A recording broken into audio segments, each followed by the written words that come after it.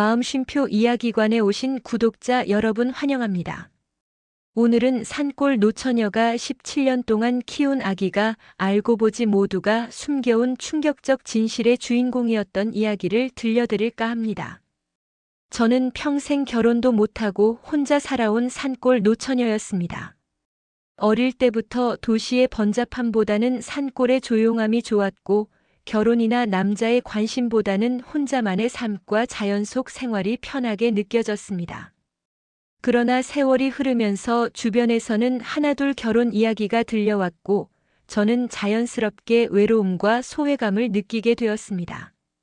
하지만 그 외로움도 늘 익숙한 산골 생활 속에서 참을 수 있었습니다. 그날도 평소처럼 아침 일찍 일어나 농사를 시작했습니다. 겨울이었고 눈이 소복이 쌓여 있었습니다. 땅을 갈고 작물의 상태를 점검하며 하루를 시작했지만 어딘가 마음 한켠이 허전했습니다. 평소와 다를 바 없는 아침이었지만 저는 그날 운명처럼 눈 속에서 작은 울음소리를 들었습니다. 처음에는 바람 소리려니 하고 무심히 지나쳤지만 점점 가까워지는 울음소리에 가슴이 철렁 내려앉았습니다. 소리를 따라가 보니 눈 속에 작은 몸이 있었습니다. 어린 아기가 하얀 눈 속에 누워 있었고 몸은 얼어붙어 있었지만 작은 손발을 움켜쥐며 울고 있었습니다. 저는 순간 아무 생각도 나지 않았습니다. 심장이 터질 듯 뛰고 손이 떨렸습니다. 이 아이를 그냥 둘 수 없다는 직감이 들었습니다. 아기의 몸을 감싸 안고 몸에 붙어있는 눈을 털어내면서 집으로 달려갔습니다. 그 순간부터 제 삶은 완전히 바뀌었습니다. 집에 도착하자 아이를 데리고 어떻게 해야 할지 막막했습니다.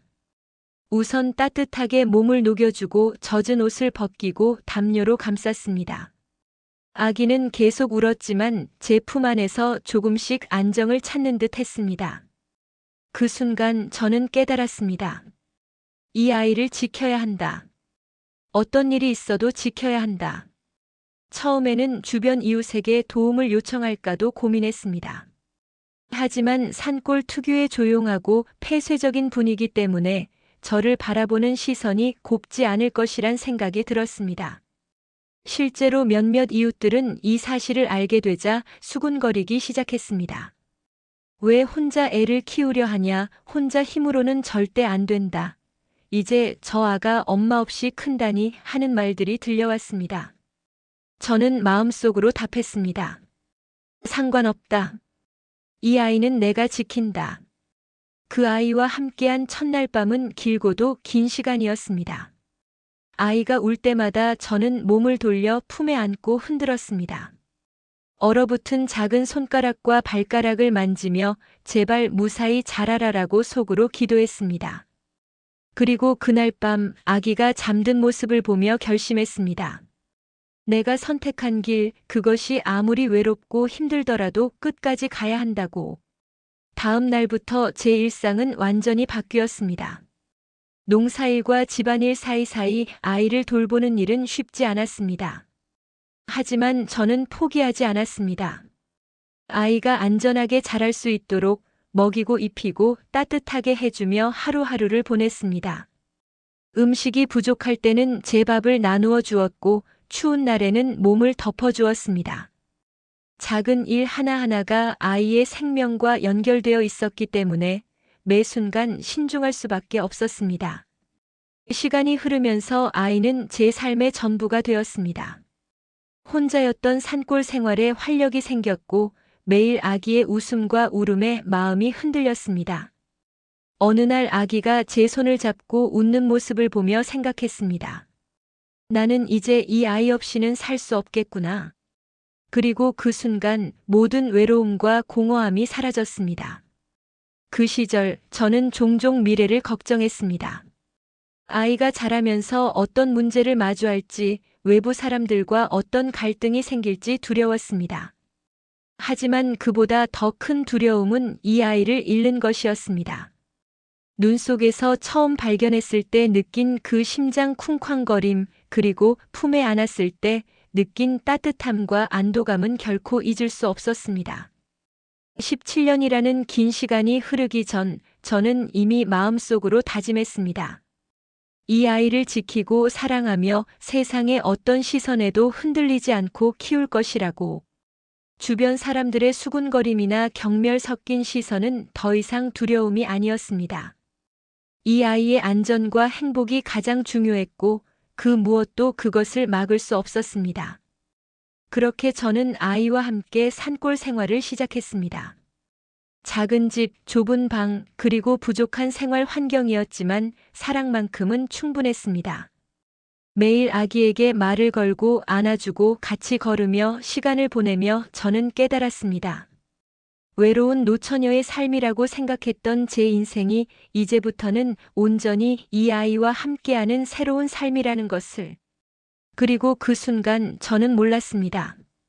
이 아이의 삶과 제 삶이 앞으로 17년 동안 얼마나 극적으로 바뀔지, 그리고 세상을 뒤흔들 충격적인 진실이 기다리고 있을지. 하지만 분명한 것은 하나였습니다. 눈 속에서 발견한 작은 생명은 이제 제 삶의 전부가 되었고, 저는 그 아이를 어떤 대가를 치르더라도 지켜낼 준비가 되어 있다는 사실이었습니다. 눈 속에서 발견한 아기를 품에 안은 순간부터 제 삶은 완전히 달라졌습니다. 그날 이후 저는 매일 아기를 위해 살았습니다. 처음에는 아기에게 필요한 것들을 어떻게 준비해야 할지 몰라 혼란스러웠습니다. 젖병 하나, 기저귀 한 장, 따뜻한 옷 한 벌을 마련하는 것도 쉽지 않았습니다. 겨울이 되자 난방은 제대로 되지 않았고 집안의 바닥은 얼음처럼 차가웠습니다. 아기가 울면 저는 얼른 몸을 덮어주고 담요를 감싸주며 온기를 나누었습니다. 병원에 가야 할 일이 생기면 그때마다 걱정이 밀려왔습니다. 작은 병원비조차 마련하기 어려웠고 한 번은 아기가 열이 나면서 기침을 심하게 했던 날 저는 밤새도록 아기를 품에 안고 있었습니다.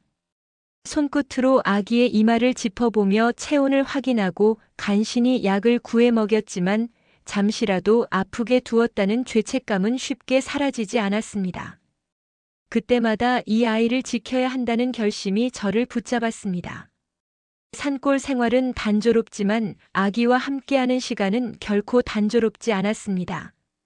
아기가 처음으로 엄마라고 제 이름을 부른 날 저는 눈물을 흘리며 안았습니다.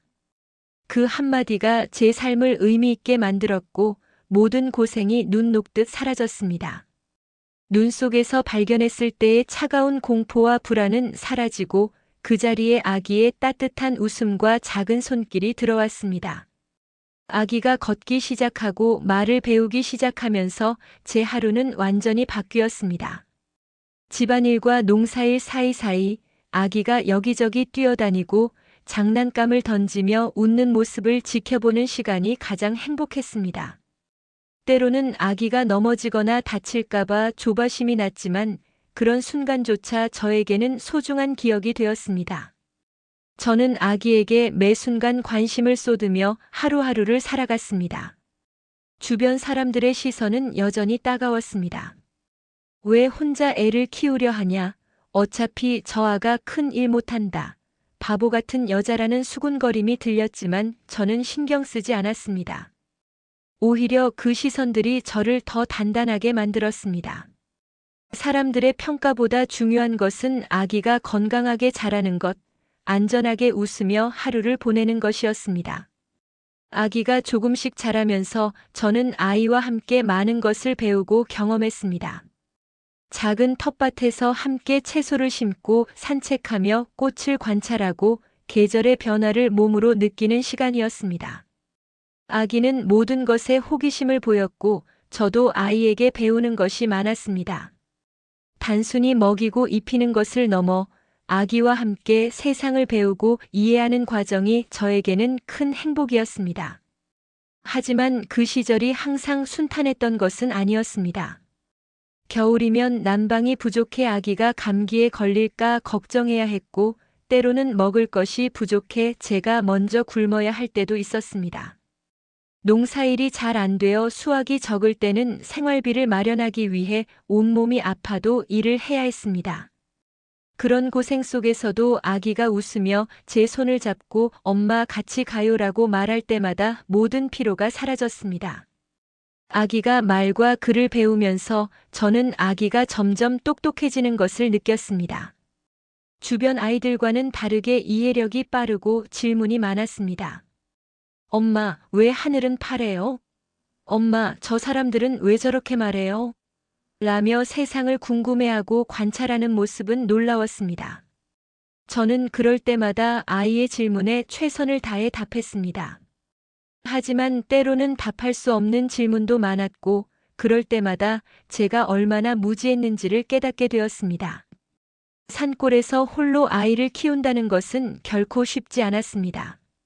하지만 아기가 제 이름을 부르고 저를 바라보며 웃는 순간순간마다 저는 모든 것을 잊을 수 있었습니다. 주변의 시선, 부족한 생활 환경, 힘든 노동, 병원비 걱정, 그 모든 것이 아기 앞에서는 아무 의미가 없었습니다. 저는 아이를 지키고 사랑하며 함께 웃는 것만으로 충분히 행복했습니다. 그 시절 저는 아이에게 세상에서 가장 중요한 가치를 가르치고 싶었습니다. 단순히 읽고 쓰는 법이 아니라 남을 배려하고 정직하게 살아가며 자신을 소중히 여기고 사랑하는 법을 알려주고 싶었습니다. 비록 형편은 부족했지만 사랑과 관심만큼은 충분히 주었습니다. 아기는 자라면서 저의 모든 가르침을 받아들였고 저를 놀라게 하는 순간도 많았습니다. 그 시절을 돌아보면 힘든 일도 많았지만 저는 그 시간을 후회하지 않습니다. 오히려 아기와 함께한 모든 순간이 저에게는 소중하고 값진 경험이었습니다. 17년이 지나기 전 저는 이미 깨달았습니다. 아이가 제 삶의 전부였고 저는 아기와 함께라면 어떤 어려움도 극복할 수 있다는 것을 알게 되었습니다. 아기는 저에게 단순한 존재가 아니었습니다. 삶의 의미이자 외로움을 채워주는 존재이자 제가 살아야 할 이유였습니다. 산골에서 혼자 아이를 키우며 보낸 그 시간은 외로움과 고생 속에서도 가장 행복한 시절이었습니다. 저는 그 행복을 매일매일 느끼며 앞으로 다가올 17년이라는 긴 세월에도 아이와 함께 살아갈 것을 다짐했습니다. 그리고 저는 몰랐습니다. 그 시절의 행복과 고생이 앞으로 맞이하게 될 충격적인 진실과 연결될 줄은 아무도 알 수 없다는 사실을. 하지만 한 가지는 분명했습니다. 아기는 제 삶의 전부였고 저는 끝까지 아기를 지킬 준비가 되어 있다는 사실이었습니다. 아이와 함께한 시간은 어느덧 몇 해가 흘렀습니다. 아기는 이제 걷고 말하고 작은 호기심을 표현할 만큼 성장했습니다. 하지만 성장할수록 저는 아기에게서 남들과 다른 특별한 점을 발견하게 되었습니다. 아이는 단순히 말을 잘하거나 장난을 잘 치는 정도가 아니었습니다. 글을 읽고 쓰는 속도, 세상을 바라보는 눈빛, 질문 하나하나에서 남다른 깊이가 느껴졌습니다. 처음에는 단순히 영리한 아이라고만 생각했습니다. 하지만 점점 시간이 지날수록 단순한 영리함이 아닌 무엇인가 숨겨진 특별함이 있다는 느낌을 지울 수 없었습니다. 아기는 책을 스스로 찾아 읽었고 글씨를 배우자마자 글을 쓰기 시작했습니다.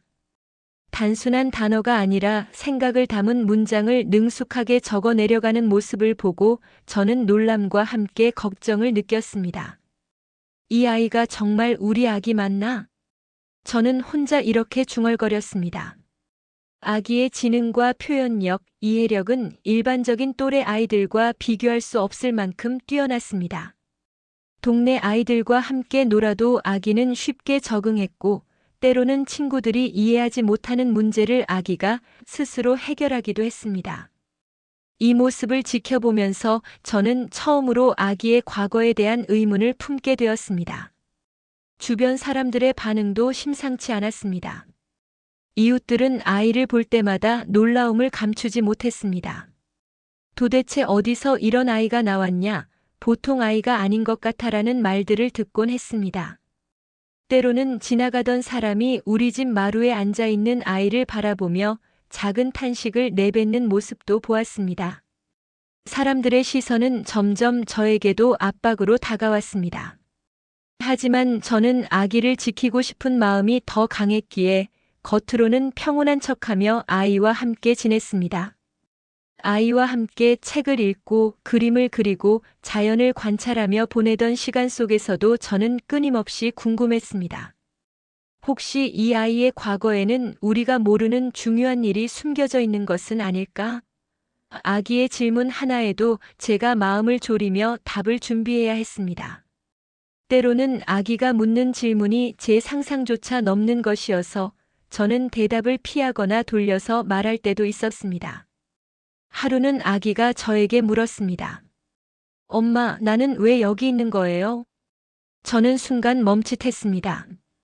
평생 이런 질문을 받을 거라고는 생각하지 못했습니다. 저는 숨을 깊게 쉬고 최대한 담담하게 대답했습니다. 우리는 서로 만났으니까 이렇게 함께 있는 거야. 그리고 엄마는 내가 안전하게 자라도록 지켜주고 있어. 아기는 잠시 눈을 크게 뜨고 저를 바라보더니 곧 작은 손으로 제 손을 잡았습니다. 그 순간 저는 다시 한번 결심했습니다. 아이가 어떤 과거를 가지고 있든 어떤 비밀이 숨어 있든 제 곁에서 지켜줄 것이라는 다짐을. 하지만 의무는 사라지지 않았습니다. 아이의 행동과 말투, 깊이 있는 사고는 분명 단순한 환경에서만 길러진 것이 아니었습니다. 주변의 이웃들이 놀라움을 금치 못하는 모습은 저에게 또 다른 경고처럼 느껴졌습니다.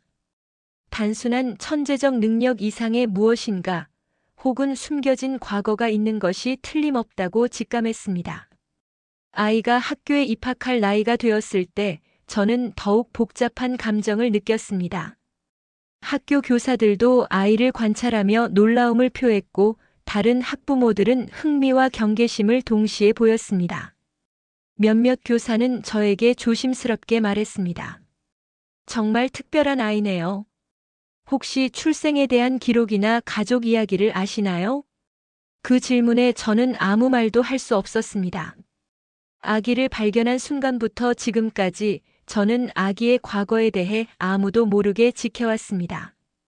하지만 이제는 더 이상 숨길 수 없다는 압박감이 느껴졌습니다.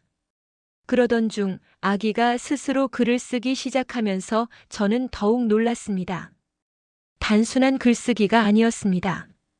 아기는 자신의 생각을 일기처럼 적고 주변에서 본 일들을 그림과 함께 기록했습니다.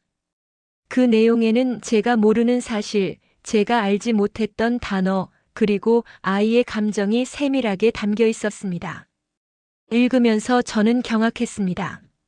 아이는 단순히 영리한 것이 아니라 깊이 있는 사고와 이해력을 가진 존재였습니다. 그때부터 저는 본격적으로 아이의 과거를 조사하기 시작했습니다. 단순한 호기심이 아니라 앞으로 아이를 지키고 안전하게 살아가게 하기 위해서였습니다. 하지만 조사를 할수록 저는 아이에게 어떤 충격적인 진실이 숨어 있을지에 대한 두려움이 커졌습니다. 그리고 그 두려움은 아마 제가 상상조차 못한 사건으로 이어질 것이라는 예감으로 번졌습니다. 저는 아이와 함께하는 매 순간을 소중히 여기면서도 한편으로는 마음속에서 끊임없이 질문했습니다. 아이의 재능은 어디서 비롯된 것일까? 왜 이런 특별한 능력을 가진 아이가 눈 속에서 발견되었던 것일까? 이 아이의 과거에는 내가 모르는 중요한 비밀이 숨겨져 있는 것은 아닐까? 그 의문은 점점 저를 무겁게 짓눌렀지만 저는 그 무게를 감당할 수밖에 없었습니다. 아기를 지키고 사랑하는 것만이 제 삶의 이유였기에 어떤 진실이 드러나든 함께할 준비가 되어 있었습니다. 그렇게 아이의 특별한 재능과 의무는 점점 더 명확해졌습니다. 아기가 자라면서 보여주는 행동 하나하나가 제 마음을 흔들었고 주변 사람들의 시선과 말은 저를 긴장하게 만들었습니다. 하지만 동시에 저는 확신했습니다. 이 아이는 단순한 아이가 아니며 앞으로 우리가 맞이하게 될 17년의 여정에서 핵심적인 존재가 될 것이라는 사실을. 그리고 저는 몰랐습니다. 이 의문이 앞으로 밝혀질 충격적인 진실로 이어지면서 제 삶과 아이의 삶을 완전히 뒤바꿔 놓을 것이라는 사실을. 하지만 분명한 것은 하나였습니다. 지금 이 순간 아기의 특별함과 숨겨진 비밀은 저와 아기 사이의 깊은 연결고리를 만들어주고 있었고, 저는 앞으로 어떤 일이 벌어지든 이 아이를 지키겠다고 마음속으로 다짐했습니다. 아이가 점점 자라면서 남들과 다른 특별한 재능과 깊은 사고를 보여주자 저는 그동안 마음속에 품고 있었던 의문을 떨칠 수 없었습니다. 아기의 과거, 출생, 그리고 눈 속에서 발견된 이유, 그것은 저에게 늘 미스터리로 남아 있었습니다. 하지만 그 의문은 어느 날 예상치 못한 방식으로 현실이 되었습니다. 그날 아침 산골 마을의 작은 우체통에서 한 통의 편지가 도착했습니다. 평소처럼 농사일을 준비하던 저는 우체통에 꽂힌 하얀 봉투를 보고 순간 멈칫했습니다. 편지는 발신인이 알 수 없도록 아무런 표시도 없었고 주소도 산골 마을 안에서만 온 것처럼 보였습니다. 손으로 조심스럽게 봉투를 뜯자 안에는 작은 종이 한 장과 짧은 문장이 적혀 있었습니다. 아이의 과거를 알게 되면 놀라게 될 것이다. 그 한 줄이 제 심장을 한순간 내려앉게 만들었습니다. 글씨는 정성스럽게 적혀 있었지만 차갑고 긴장감이 서린 느낌이었습니다. 순간 머릿속이 하얗게 변했고 손이 떨렸습니다. 아이가 과거에 숨겨진 무엇인가를 가지고 있다는 생각은 있었지만 이렇게 직접적으로 경고를 받는 순간 저는 공포와 호기심, 책임감이 동시에 몰려왔습니다. 아이에게 이 사실을 알려야 할까 아니면 숨겨둬야 할까 고민했습니다. 하지만 아이의 눈빛을 보니 아직은 어린 마음에 상처를 줄 수 있겠다는 생각이 들어 아무 말도 하지 않기로 했습니다. 대신 저는 혼자서 조심스럽게 조사하기로 결심했습니다. 아이를 지키면서 동시에 그 비밀을 밝혀야 한다는 생각이 머릿속을 떠나지 않았습니다. 첫 번째로 저는 아이가 발견된 날의 상황을 떠올렸습니다. 눈 속에서 발견했을 때의 충격, 아기의 체온, 몸 상태, 그리고 아기가 울던 순간의 표정까지. 그 모든 것이 단순히 버려진 아이였다는 생각과 달리 뭔가 특별한 존재임을 암시하는 것처럼 느껴졌습니다. 저는 그날의 기록을 최대한 자세히 적어두었습니다. 작은 흔적도 놓치지 않으려고 했습니다. 다음으로 저는 마을 사람들의 증언을 수집했습니다. 작은 산골 마을이라 소문이 금방 퍼지기 때문에 아기가 발견된 날을 기억하는 사람들은 몇 명 있었습니다. 그러나 대부분은 저를 경계하며 말하기를 꺼렸습니다. 아이는 그냥 눈 속에서 발견됐다고 들었어요. 더 이상은 알 수 없네요. 어떤 사람도 그 아이를 데려간 건 아니었어요. 그냥 신기한 일이었죠. 라는 말들 뿐이었습니다. 하지만 저는 포기하지 않았습니다. 말투나 표정 속에서 단서를 찾으려 노력했습니다. 그러던 중 마을 도서관에서 오래된 신문 기록을 발견했습니다. 아기가 발견되기 1년 전쯤 산골 근처에서 실종 사건이 있었다는 기사였습니다. 한 재벌가의 외동아이가 산에서 사라졌다는 내용이었지만 당시 사건은 해결되지 않았고 기록도 점점 사라지고 있었습니다. 심장이 뛰기 시작했습니다. 혹시 이 아이와 관련이 있는 것일까? 라는 생각이 머리를 스쳤습니다. 하지만 단정할 수 없었습니다. 아이의 과거를 밝히기 위해서는 조금 더 많은 단서가 필요했습니다. 저는 아기가 스스로 말하거나 글로 남긴 작은 흔적도 놓치지 않고 기록했습니다. 아기가 적은 글, 그림, 질문 하나하나가 중요한 단서가 될 수 있다는 생각이 들었습니다. 아기는 종종 상상력이 풍부한 이야기를 적었지만 그 이야기 속에는 어딘가 현실적인 요소가 묻어나 있었습니다. 그것이 단순한 상상이 아닐 수도 있다는 직감이 들었습니다. 그때부터 저는 매일 밤 아기가 잠든 후 몰래 조사를 시작했습니다. 주변 기록, 신문, 도서관 자료, 심지어 오래된 주민들의 기억까지 모두 뒤졌습니다. 하나하나 연결고리를 찾으려 노력했지만 혼자 하는 일이 쉽지 않았습니다. 가끔은 포기하고 싶은 마음도 들었습니다. 하지만 아기의 얼굴을 떠올리면 다시 마음을 다잡았습니다. 이 아이를 위해서라면 무엇이든 할 수 있겠다고 생각했습니다. 편지를 받았던 그날 이후 저는 아기의 재능과 행동을 예전보다 더욱 면밀히 관찰했습니다. 아이가 글을 쓰거나 말을 할 때 평소보다 더 깊은 사고를 보여주면 저는 노트에 기록했습니다. 단순한 능력이 아니라 아이의 생각과 과거가 연결될 수 있는 실마리를 찾기 위해서였습니다. 아이의 질문 속에는 종종 왜 내가 여기에 있지? 라는 근본적인 의문이 숨어 있었습니다. 그 질문들은 단순히 호기심이 아니라 아기의 본능적 탐구심이라는 생각이 들었습니다. 편지와 신문 기록, 그리고 아기의 행동과 글은 점점 하나의 그림처럼 연결되기 시작했습니다. 저는 점점 확신하게 되었습니다. 이 아이는 단순히 제가 산골에서 우연히 발견한 아이가 아니며 과거에 숨겨진 중요한 존재일 가능성이 높다는 것을. 하지만 동시에 두려움도 커졌습니다. 만약 이 사실이 드러난다면 세상은 우리를 어떻게 바라볼지, 그리고 아기는 안전할 수 있을지 알 수 없었습니다. 마음속으로 수없이 되뇌었습니다. 무슨 일이 있어도 나는 반드시 이 아이를 지켜야 한다. 그날 밤 아기가 잠든 뒤 저는 다시 편지를 펼쳐보았습니다. 짧은 문장이었지만 마음속 깊은 곳까지 스며드는 긴장감과 경고는 사라지지 않았습니다. 놀라게 될 것이다라는 말은 단순한 장난이나 오해가 아니었습니다.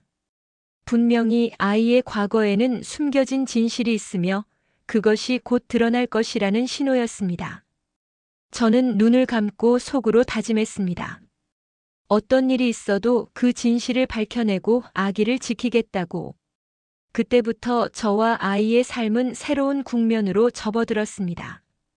평화롭던 산골 생활 속에 긴장감이 서서히 스며들었고 아기와 제가 겪게 될 사건과 진실의 파편이 하나둘씩 다가오기 시작했습니다. 그리고 저는 알았습니다. 앞으로 이 편지가 가져온 단서가 우리가 맞이하게 될 충격적인 진실의 시작이라는 것을. 편지 한 통으로 시작된 의문의 단서는 제 마음속에 불안을 심어주었지만 동시에 진실을 밝혀야 한다는 강한 동기를 주었습니다. 저는 아기를 지키는 일과 함께 아기의 과거를 캐기 위해 행동을 시작했습니다. 평생을 산골에서 살아온 저에게 도시까지 나간다는 것은 쉬운 일이 아니었지만 마음속 불안과 궁금증이 저를 밀어붙였습니다. 첫 번째 목표는 기록과 증언을 모으는 것이었습니다. 작은 도시의 도서관, 관공서, 신문 기록실을 뒤지며 아기의 출생과 관련된 단서를 찾으려 노력했습니다. 오래된 신문 기사, 출생 기록, 실종 사건 기록 등 수많은 문서와 기록 속에서 아이와 관련된 이름이나 사건을 찾으려고 했습니다. 하지만 기록들은 대부분 사라져 있었고 관련 정보를 찾는 것조차 쉽지 않았습니다. 도시에서 만난 사람들 중 일부는 제 행동을 경계했습니다. 무슨 일로 이런 산골에서 혼자 온 겁니까? 라며 묻는 사람도 있었고 제 질문에 대답을 회피하는 사람도 많았습니다. 아마도 아기의 출생과 관련된 사건을 숨기려는 사람들의 의도였겠지요.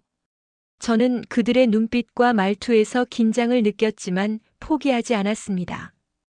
이 아이가 진짜 누구인지, 왜 버려졌는지 알기 전에는 마음의 평화를 얻을 수 없었습니다. 조사 과정에서 저는 작은 단서들을 하나씩 모아 연결하려고 했습니다. 아기가 적은 글, 그림, 질문 하나하나를 떠올리며 기록에 남겼고 과거의 사건과 연관 지으려고 노력했습니다. 어느 날 아기가 스스로 그린 그림 속에 오래된 건물과 사람들의 모습이 묘사되어 있는 것을 발견했습니다. 그림 속의 건물과 주변 환경이 과거 신문 기사 속 사건 장소와 일치한다는 것을 알게 되었을 때 심장이 뛰었습니다. 아기가 단순히 상상 속에 그린 것이 아니라 자신의 과거와 관련된 기억이나 정보가 그림 속에 담겨 있을 가능성이 높았기 때문입니다. 조사를 진행하면서 저는 점점 혼자가 아님을 느꼈습니다. 누군가가 저를 지켜보는 듯한 느낌이 들었고 마을에서도 이상한 시선이 느껴졌습니다. 산골에서 보이지 않게 움직이는 사람들이 있다는 것을 알았을 때 긴장이 최고조에 달했습니다. 하지만 그럴수록 저는 더욱 조심스럽게 그리고 끈질기게 단서를 찾았습니다. 한편 아기는 여전히 저와 함께 평화로운 일상을 이어갔습니다. 하지만 제가 바쁘게 조사를 하는 동안에도 아기의 행동과 질문은 단서를 제공하는 열쇠가 되었습니다. 엄마, 왜 어떤 사람들은 나를 보면 놀라워할까요? 엄마, 나의 이름에는 어떤 비밀이 있나요? 라는 질문들이 점점 많아졌습니다. 저는 아직 모든 것을 말할 수 없었지만 질문 속에서 숨겨진 진실을 읽으려 애썼습니다. 조사 과정 중 작은 도시의 오래된 기록실에서 저는 결정적인 단서를 발견했습니다. 아기가 태어나던 해 특정 재벌가의 외동아이가 사라졌다는 기록과 아기가 눈 속에서 발견된 시점이 거의 일치했습니다. 더욱 놀라운 점은 당시 사건 관련 자료가 의도적으로 삭제되거나 숨겨져 있었다는 사실이었습니다. 누군가가 아기의 존재와 과거를 철저히 감추려 했다는 것을 알게 되었을 때 제 심장은 다시 한번 내려앉았습니다. 저는 점점 확신하게 되었습니다. 이 아이는 단순히 눈 속에서 발견된 아이가 아니었고 그 배경에는 거대한 비밀과 숨겨진 이유가 있었던 것입니다. 하지만 그 진실을 밝히는 길은 쉽지 않았습니다. 주변 사람들은 모두 경계했고 일부는 협조를 거부하거나 거짓 정보를 제공했습니다. 한 번은 기록을 제공해달라는 저의 요청을 누군가 막아섰고 저는 큰 위협을 느끼기도 했습니다. 조사 중 만난 한 전직 공무원은 저에게 속삭였습니다. 그 아이에 대해 알아보지 마세요. 이 사건에는 건드리면 안 되는 힘이 있어요. 하지만 저는 포기하지 않았습니다. 오히려 그의 경고가 아이의 진실에 가까워지고 있다는 신호처럼 느껴졌습니다. 진실을 밝혀야 한다. 아기를 지켜야 한다. 이 생각이 제 마음을 더욱 단단하게 만들었습니다. 집으로 돌아오는 길, 산골 마을에 눈 덮인 길을 걸으며 저는 결심했습니다.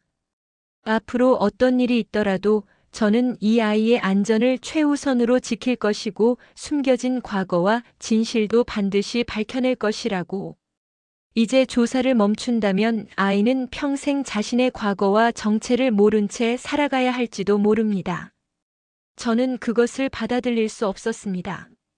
그렇게 저는 매일 아기와 함께 지내면서도 틈틈이 작은 도시로 다니며 기록을 조사하고 단서를 모으고 사람들의 기억과 증언을 확인했습니다.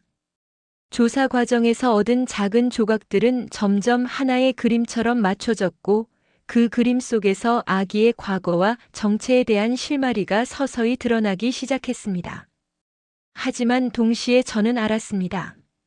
진실이 밝혀질수록 우리가 맞이하게 될 세상은 결코 평화롭지 않을 것이고 아기가 위험에 처할 가능성도 있다는 것을. 그럼에도 불구하고 저는 멈출 수 없었습니다. 왜냐하면 아이가 진짜 누구인지, 왜 버려졌는지 알기 전에는 제 마음속 평화를 얻을 수 없었기 때문입니다. 그리고 그날 밤 아기가 잠든 뒤 저는 작은 노트에 모든 단서를 정리하며 속으로 다짐했습니다. 무슨 일이 있어도 반드시 이 아이를 지킬 것이다. 그리고 반드시 진실을 밝혀낼 것이다. 그 다짐은 앞으로 우리가 맞이하게 될 17년의 충격적 진실로 이어지는 첫 걸음이었습니다. 수개월간의 조사와 기록, 사람들의 증언과 자료 수집 끝에 저는 드디어 충격적인 사실과 마주했습니다. 그동안 아기의 과거를 추적하며 조금씩 퍼즐 조각을 맞춰왔지만 마지막 퍼즐 조각이 맞춰지는 순간 제 가슴은 한순간 얼어붙었습니다. 아기는 제가 지금까지 생각했던 단순한 아이가 아니었습니다. 아기가 누구인지, 왜 눈 속에 버려졌는지 그 모든 의문이 한꺼번에 풀렸습니다. 아기는 바로 세상에서 모두가 찾고 있던 한 재벌 가문에 숨겨진 아들이었습니다. 태어나자마자 보호받지 못하고 버려진 이유, 기록이 숨겨지고 삭제된 이유, 그리고 그동안 사람들의 과도한 경계와 협조 거부의 이유까지 모든 것이 하나로 연결되었습니다. 저는 그 사실을 처음 알았을 때 혼란과 공포를 동시에 느꼈습니다. 머릿속이 새하얘지며 아기가 제 품에 있는 순간에도 믿을 수 없다는 생각이 들었습니다. 이 아이가 세상에서 가장 강력한 재벌 가문의 아들이라고 저는 몇 번이고 스스로에게 물었습니다. 하지만 증거와 기록, 목격자의 증언이 모두 사실임을 보여주고 있었습니다. 머릿속에는 수많은 질문이 떠올랐습니다. 왜 부모는 아기를 버렸을까? 누구를 위해 이런 일이 숨겨졌을까? 그리고 내가 왜 이 아이를 눈 속에서 발견하게 된 것일까? 수많은 의문이 머릿속에서 맴돌았지만 한 가지는 분명했습니다. 아기는 제 삶의 일부가 되었고 지금까지 아기를 지켜온 모든 순간은 결코 헛되지 않았다는 것입니다. 그 충격 속에서도 제 결심은 흔들리지 않았습니다. 오히려 더 단단해졌습니다. 이 아이를 지켜야 한다. 단순한 보호 이상의 의미가 생겼습니다. 아기가 세상에 나올 수 있도록 지켜주고 그의 안전과 행복을 책임지는 일은 제 삶의 사명이 되었습니다. 세상의 권력과 재산과 상관없이 제 역할은 분명했습니다. 그날 이후 저는 아기의 일거수일투족을 더욱 세밀하게 관찰했습니다. 아기가 말할 때, 글을 쓸 때, 그림을 그릴 때마다 그의 특별함과 동시에 그 재벌 가문의 흔적이 묻어있는 행동들을 찾아내려 애썼습니다. 아기는 여전히 순수하고 밝았지만 저도 모르게 그 아이에게서 느껴지는 세상과의 연결고리를 생각하면 숨이 막히는 듯 했습니다. 마을 사람들의 반응도 달라지기 시작했습니다. 아기의 재능과 이상한 행동을 처음에는 신기해하며 수군거렸지만 제가 조심스럽게 단서를 찾아내고 기록을 확인하는 모습을 보면서 점점 거리감을 두기 시작했습니다. 그들은 제가 아기를 보호하려는 의도를 알아차렸고 동시에 아기의 존재가 가진 위험을 감지한 듯 했습니다. 저는 이 사실을 아기에게 어떻게 전할지 고민했습니다. 아기가 아직 어린 마음으로 혼란스러워하지 않도록 그의 안전을 최우선으로 생각해야 했습니다.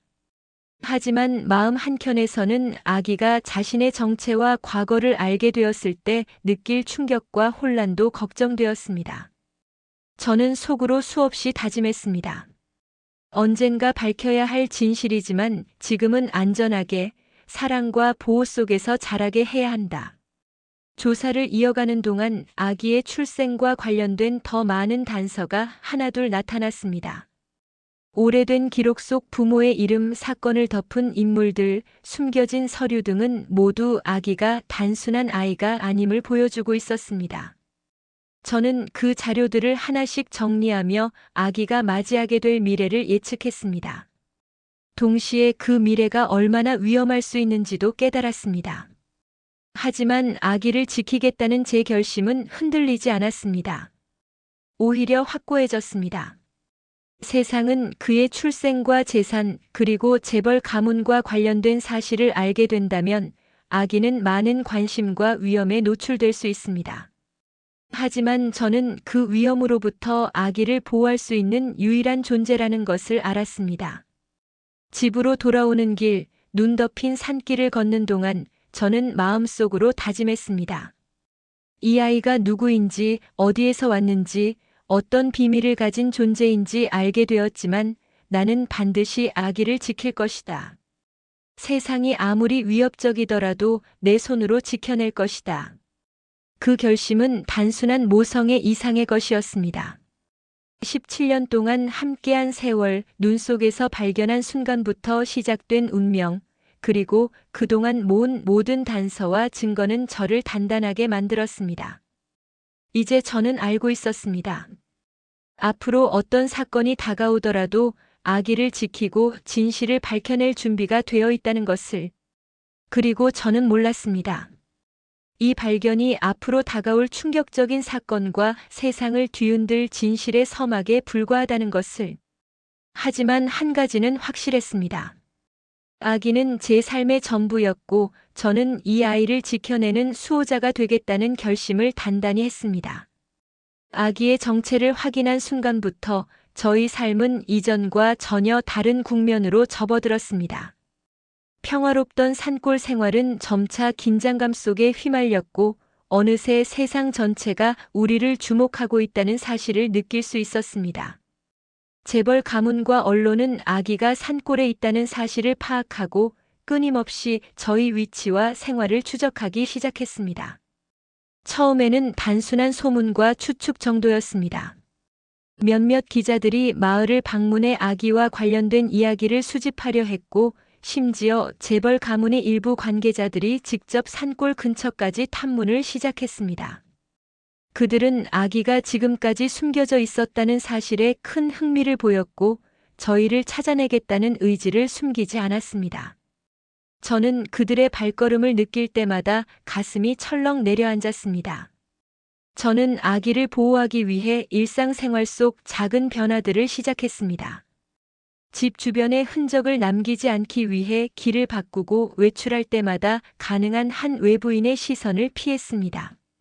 아기는 상황을 완전히 이해하지 못했지만 이상한 낌새와 긴장감을 느끼며 혼란스러워했습니다. 엄마, 왜 사람들이 우리를 찾아요? 라는 질문을 들을 때마다 저는 답변을 돌려 말하며 아이를 안심시켰습니다. 하지만 아이의 혼란과 두려움은 점점 커졌습니다. 평소 밝고 활발했던 아이는 때때로 조용해지고 혼자 생각에 잠기곤 했습니다. 저는 그럴 때마다 아이에게 다가가 손을 잡고 눈을 맞추며 속삭였습니다. 괜찮아, 나는 항상 내 곁에 있어. 누구도 널 해치지 못하게 내가 지킬 거야. 그 말은 아이를 안심시키는 동시에 제 자신에게도 다짐이 되었습니다. 세상의 권력과 언론이 어떻게 몰려오든 아이를 지키는 일만은 포기할 수 없었습니다.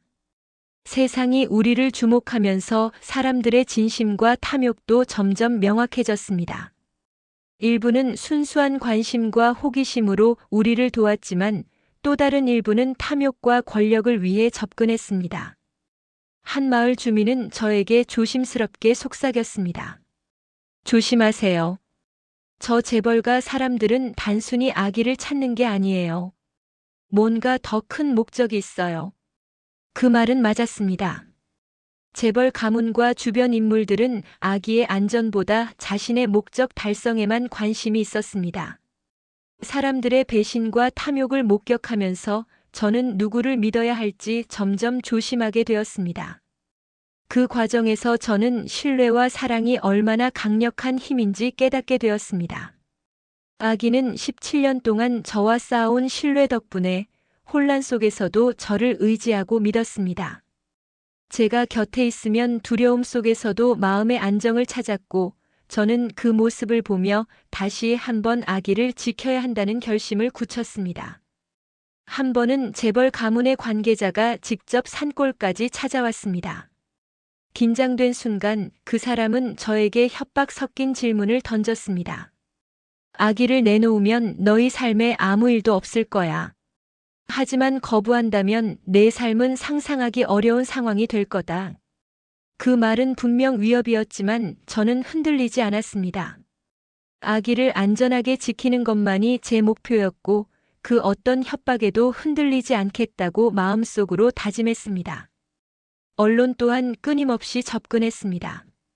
산골에 있는 저희 생활이 공개되면 아기는 사생활과 안전을 완전히 잃을 것이 뻔했습니다. 기사와 사진을 통해 세상은 아기를 재벌가에 숨겨진 아들이라는 타이틀로 주목했지만 저는 그 속에서 아기를 보호하기 위해 끊임없이 전략을 세워야 했습니다. 외부인의 관심이 커질수록 아기를 숨기고 보호하는 일은 점점 어려워졌습니다. 그러던 중 저는 아기와의 대화를 통해 새로운 결심을 세우게 되었습니다. 아기에게 솔직히 상황의 일부를 설명하고 함께 맞서야 한다는 생각이었습니다. 세상 사람들이 우리를 찾고 있어. 하지만 너와 내가 함께라면 어떤 위험도 이겨낼 수 있어. 그 말에 아기는 작은 손을 제 손에 꼭 쥐며 고개를 끄덕였습니다. 그 순간 저는 깨달았습니다. 17년 동안 키워온 사랑과 신뢰는 쉽게 무너지지 않으며 앞으로 다가올 어떤 위기에도 우리를 지탱해 줄 것이라는 것을. 세상이 우리를 향해 다가오는 긴장감 속에서 저는 사람들의 진심과 탐욕을 분간하게 되었습니다. 일부는 진정으로 아기를 걱정하며 도움을 제공했지만 많은 이들은 권력과 이익을 위해 접근했습니다. 저는 이 모든 것을 눈으로 확인하면서 동시에 아이를 안전하게 지키고 세상을 향한 전략을 세워야 했습니다. 그렇게 아기와 저는 숨을 고르며 산골에서 생활을 이어갔습니다. 세상이 다가오는 위협과 탐욕 속에서도 저희는 서로를 지키며 살아야 했습니다. 그리고 저는 알았습니다. 앞으로 어떤 일이 닥치더라도 아기를 지키고 함께 살아가는 것이 제 삶의 최우선임을, 세상의 시선과 위협 속에서도 17년 동안 쌓아온 신뢰와 사랑이 우리를 지켜줄 것임을, 그 순간 저는 다짐했습니다. 세상이 아무리 우리를 찾고 위협해도 어떤 배신이 있더라도 나는 반드시 이 아이를 지킬 것이다. 17년 동안 함께 쌓아온 사랑과 신뢰가 우리를 지탱할 것이다. 아기의 정체가 세상에 알려진 순간부터 재벌 가문은 점점 노골적인 압박과 위협을 시작했습니다. 그들은 단순히 아기를 데려오는 것만으로는 만족하지 않았고 법과 돈, 권력을 총동원해 아기를 데려가려 했습니다. 처음에는 그 압력이 저를 위축시키기도 했습니다. 하지만 17년 동안 제가 키운 시간, 땀과 눈물, 사랑과 추억은 단순한 돈과 권력으로 지워질 수 없다는 것을 저는 잘 알고 있었습니다. 그날 아기가 잠든 밤, 저는 창밖으로 다가오는 차량들의 흔적을 보며 결심했습니다. 무슨 일이 있어도 아기는 내가 지킨다. 그 결심은 단순한 모성애를 넘어 17년 동안 쌓아온 우리의 삶과 역사를 지키겠다는 강력한 의지로 변했습니다. 그리고 저는 그날부터 본격적으로 재벌 가문과 맞서기 위한 준비를 시작했습니다. 처음에는 전략이 필요했습니다. 재벌가의 법률팀과 경호원들이 움직이기 전에 저는 먼저 주변 지지자들과 증거를 확보하기로 했습니다. 아기의 출생과 과거 재벌 가문이 숨기고자 했던 자료들을 정리하고 언론과 신뢰할 수 있는 기자에게 일부를 제공했습니다. 단 아기의 안전을 최우선으로 하며 세상에 공개될 범인은 제한했습니다. 재벌 가문은 곧 저의 움직임을 감지했습니다. 그들은 압력을 높이고 협박 메시지를 보내왔습니다. 한 통의 편지에는 이렇게 적혀 있었습니다. 당장 아기를 내놓지 않으면 너희 모든 생활이 위험에 처할 것이다. 하지만 저는 흔들리지 않았습니다. 오히려 편지를 보고 그들이 숨기고자 한 부도덕함과 탐욕을 드러낼 기회로 삼았습니다. 17년 동안 쌓아온 아기와의 신뢰, 그리고 우리 생활 속 기록들은 단순한 증거 이상의 힘을 가지고 있었습니다. 저는 아기와 함께 산골을 지키면서도 동시에 외부와 연결될 방법을 모색했습니다. 변호사와 기자, 일부 주민들의 도움을 받아 재벌 가문이 아기를 억지로 데려가려 할 경우 발생할 법적, 사회적 문제를 대비했습니다. 그 과정에서 저는 재벌 가문의 숨겨진 비밀과 부도덕함을 점점 더 파헤칠 수 있었습니다. 오래전 사건의 은폐, 관련 증거 조작, 그리고 아기의 출생과 관련된 부정행위까지 세상은 점점 제 편이 되어가기 시작했습니다. 그 와중에도 아기는 점점 상황을 이해하기 시작했습니다. 아직은 어린 마음이었지만 제가 보여준 단호함과 보호 의지를 통해 아기는 자신이 안전하다는 것을 느낄 수 있었습니다. 제가 곁에 있을 때 아기는 두려움 대신 신뢰를 선택했고 그 모습을 보며 저는 다시 한번 결심했습니다. 이 아이를 세상의 위협으로부터 반드시 지켜낸다. 재벌 가문은 곧 직접 행동에 나섰습니다. 경호원과 변호사를 동원해 산골로 접근했지만 저는 이미 준비가 되어 있었습니다. 카메라와 증거자료, 법적 문서와 언론의 시선을 활용해 그들의 부도덕한 행위가 세상에 드러나도록 했습니다. 경호원들이 마주친 것은 단순히 한 산골 여성과 아이가 아니라 모든 준비를 갖춘 결연한 보호자였습니다. 그 과정에서 재벌 가문의 내부 문제도 드러났습니다.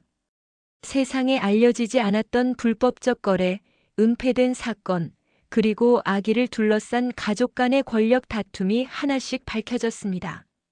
세상은 단순히 아기가 재벌 가문의 아들이라는 사실에만 주목하지 않았습니다. 그들은 권력과 돈으로 모든 것을 숨기려 했던 부도덕함과 불법 행위를 비난하기 시작했습니다.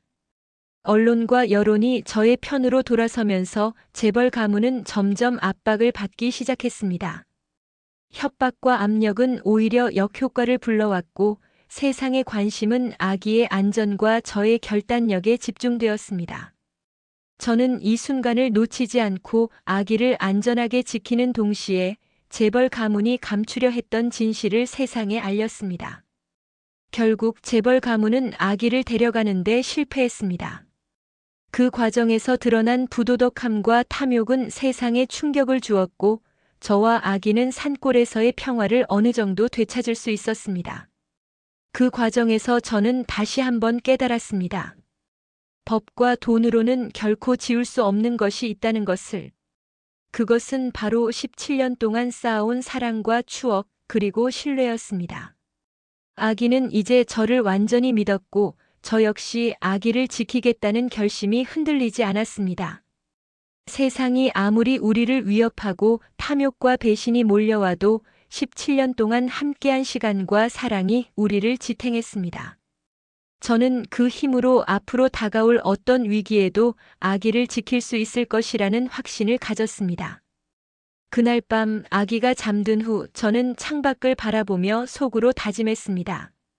세상은 우리를 흔들 수 없다. 재벌의 권력과 돈도 세상의 시선도 우리의 사랑과 신뢰를 넘어서지 못한다.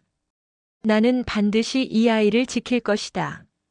그 결심은 단순한 모성애를 넘어 17년 동안 이어진 삶과 사랑을 지키는 굳건한 의지가 되었습니다. 그리고 이제 우리는 세상과 당당히 맞서며 새로운 삶을 이어갈 준비를 하고 있었습니다.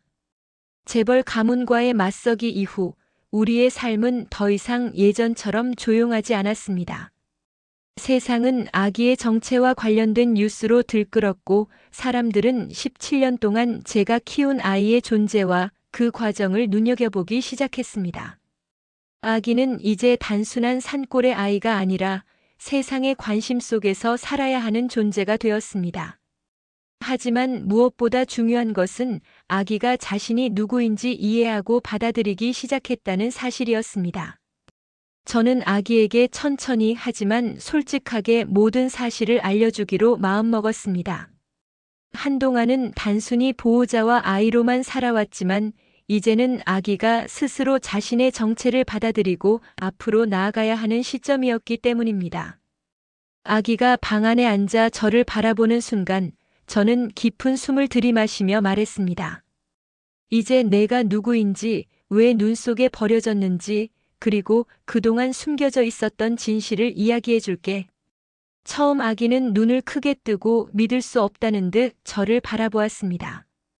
내가 재벌 가문의 아들이라고요? 라는 질문에 저는 고개를 끄덕였습니다. 하지만 단순히 재벌가 아들이라는 사실만이 아니었습니다.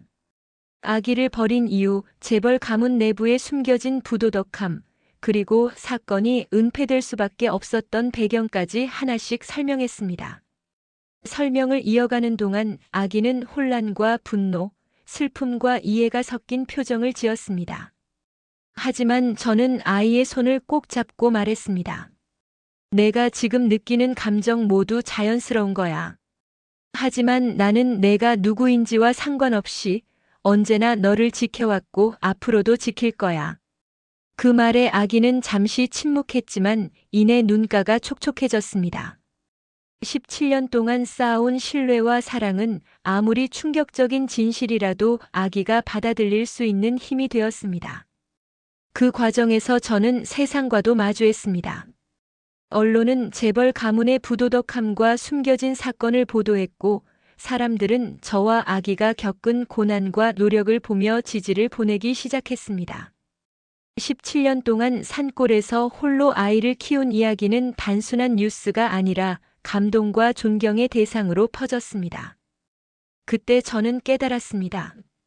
세상은 아직 복잡하고 냉정하지만 진실과 사랑, 그리고 끈기 있는 보호는 결국 인정받는다는 것을. 재벌 가문 내부의 비밀도 세상에 드러났습니다. 아기를 버리고 은폐하려 했던 이유, 과거의 부도덕한 거래와 권력 싸움, 그리고 자신들의 잘못을 감추려 했던 모든 행위가 공개되었습니다. 세상은 그들의 탐욕과 부도덕함을 비판했고 아기와 저에 대한 공감과 지지가 이어졌습니다. 아기는 이제 자신의 출생과 과거를 이해하면서도 혼란 속에서 스스로를 받아들이기 시작했습니다. 산골에서 함께 보낸 17년의 시간, 함께 울고 웃고 살아온 기억은 여전히 아기 마음속에 단단히 자리 잡고 있었습니다. 세상의 관심과 재벌 가문의 위협에도 불구하고 아기는 자신이 누구인지를 인정하고 동시에 나와 함께 살아온 삶을 소중히 여기게 되었습니다. 저 역시 지난 세월을 돌아보며 많은 생각을 했습니다. 눈 속에서 아기를 발견했던 순간, 병들고 힘든 날에도 포기하지 않고 키운 시간, 그리고 끝없는 위협 속에서도 아이를 지켜낸 노력 모든 순간이 헛되지 않았다는 것을 알게 되었습니다. 아기는 단순히 재벌 가문의 아들이 아니었습니다. 그 17년 동안 제가 사랑으로 키운 세상의 어떤 권력과도 바꿀 수 없는 소중한 존재였습니다. 그날 밤 우리는 산골집의 작은 벽난로 앞에 앉아 함께 이야기를 나누었습니다. 아기는 조용히 웃으며 말했습니다. 엄마, 나 이제 모든 걸 알았지만 이제 정말 괜찮을 것 같아요. 내가 누구인지 알아도 엄마가 나를 지켜줬으니까. 그 말에 저는 눈물이 나올 듯한 감정 속에서도 웃었습니다. 17년의 세월이, 눈물과 고생이 이제 비로소 완전한 의미를 가진 것임을 느꼈습니다. 세상은 여전히 복잡합니다. 사람들의 시선, 아기를 둘러싼 관심과 위협은 완전히 사라지지 않았습니다. 하지만 우리는 서로에게서 힘을 얻었습니다. 세상을 향한 두려움보다 서로를 지키고 함께 살아온 시간의 힘이 더 컸습니다. 저는 속으로 다짐했습니다. 앞으로 어떤 일이 닥치더라도 17년 동안 쌓아온 사랑과 신뢰로 우리는 반드시 이겨낼 것이라고. 그날 밤 창밖의 별빛을 바라보며 저는 아기를 꼭 안았습니다. 모든 진실이 드러났지만 우리는 이제 함께 살아갈 법을 배우고 있어. 17년 동안 흘린 눈물과 땀, 사랑은 결코 헛되지 않았어. 앞으로도 나는 너를 지킬 거야. 아기는 고개를 끄덕이며 조용히 미소 지었습니다. 그 순간 저는 확신했습니다. 모든 진실이 드러났음에도 우리의 삶과 사랑은 세상이 바꿀 수 없는 가장 강력한 힘이라는 것을.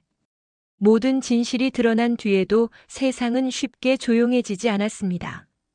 재벌 가문은 공개적으로는 고개를 숙였지만 여전히 언론과 사람들의 시선은 우리를 따라다녔습니다. 어디를 가든 수군거림이 있었고 아이를 바라보는 눈빛에는 호기심과 계산이 섞여 있었습니다.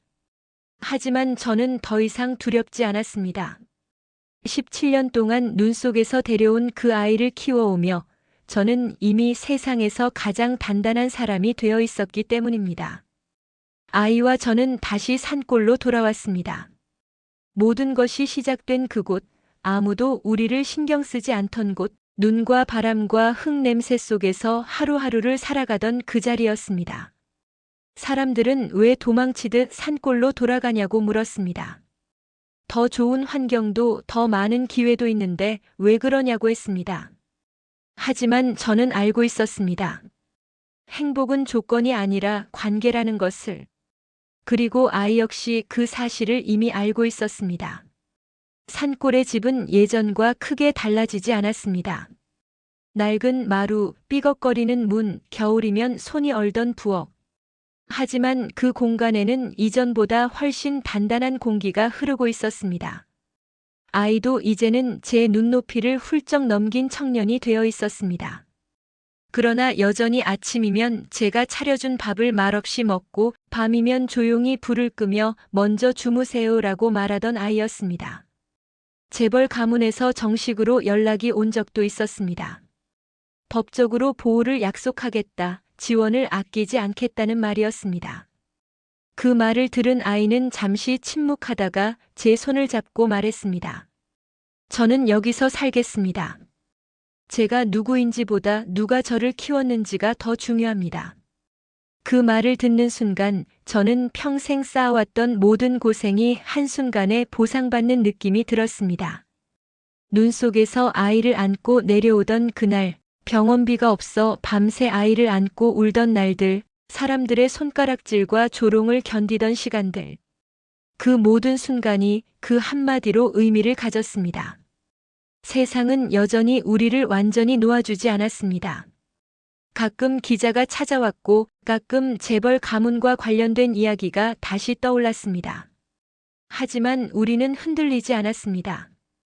아이와 저는 서로를 가족으로 선택했기 때문입니다. 어느 날 저녁 해가 산 너머로 지고 마당에 바람 소리만 남았을 때 저는 아이에게 조용히 말했습니다. 내가 내 삶을 바꿨다. 나는 혼자 늙어갈 줄 알았는데 너 덕분에 누군가의 엄마로 살았다. 아이도 한참을 말없이 있다가 조용히 대답했습니다. 저도요. 엄마가 없었으면 저는 지금 여기 없었을 겁니다. 그날 저는 처음으로 확신했습니다. 17년의 고생은 결코 불행이 아니었고 선택은 틀리지 않았으며 사랑은 혈연보다 강할 수 있다는 것을. 우리는 더 이상 숨지 않았고 그러나 과시하지도 않았습니다. 그저 평범하게 아침에 일어나 밥을 먹고 해가 지면 하루를 정리하며 살아갔습니다. 그리고 그 평범함 속에서 우리는 세상이 숨겨왔던 진실보다 훨씬 확실한 행복을 찾았습니다. 눈 속에 버려졌던 아기는 이제 누군가의 자랑이 아니라 제 인생 그 자체가 되어 있었습니다. 저는 오늘도 산골의 집에서 조용히 하루를 시작합니다. 그리고 마음속으로 늘 같은 말을 합니다. 그날 눈 속에서 너를 안아든 건 내 인생에서 가장 옳은 선택이었다.